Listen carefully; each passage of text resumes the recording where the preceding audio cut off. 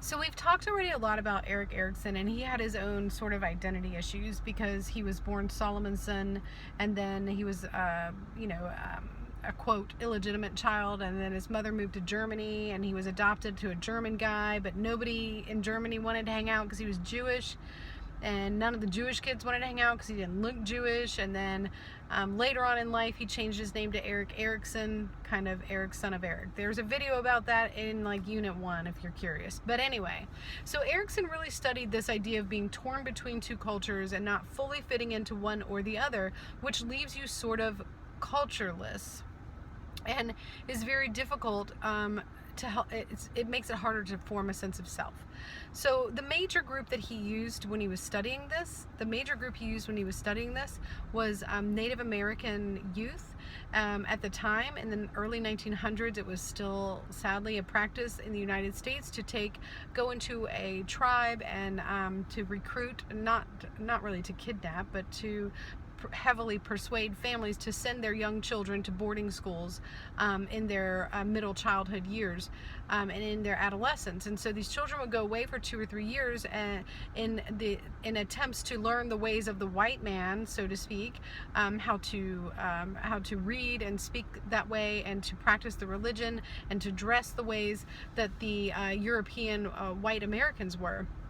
And then after a few years, when they were finished with this education, they would be back around their tribes, and their families and their tribal leaders would be sort of appalled at the way that they had changed.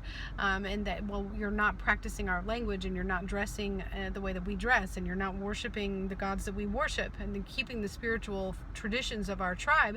And so then you have these people who were not being accepted into the European white culture because they weren't European white people. And now they couldn't really go back, and they weren't really well accepted, and they also saw the world differently at this point than their typical tribesmen. And so they felt like they didn't really fit in with their tribe, and they weren't fitting in with the white Americans at the time either. And so they were left sort of without a tribe.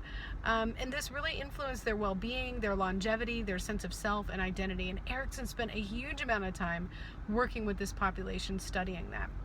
He also studied veterans and how spending a significant amount of time immersed in active battle and in a war zone where it's dirty and scary and intense, and you build certain relationships. There's a certain way of speaking. There's a certain priority or hierarchy. There are different rules to the culture.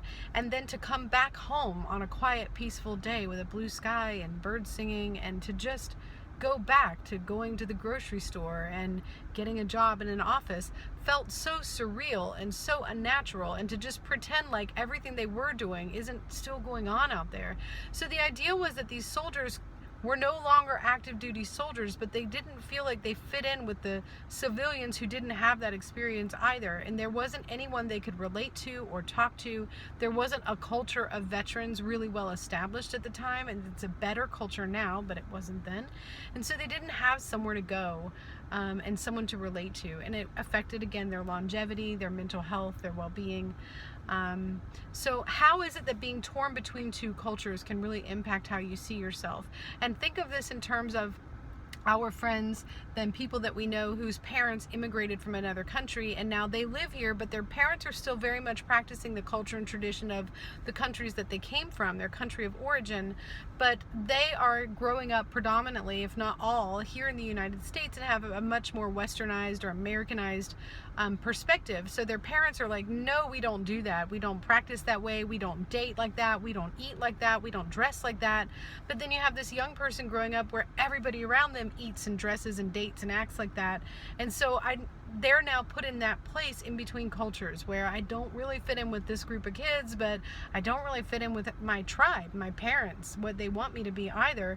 And so I feel like I'm sort of subpar in both cultures. I feel like I'm the black sheep everywhere I go. And this really does impact a sense of well-being, a sense of self, a sense of self-efficacy, self-esteem. There's all sorts of things that happen when you fall in this overlap between two cultures.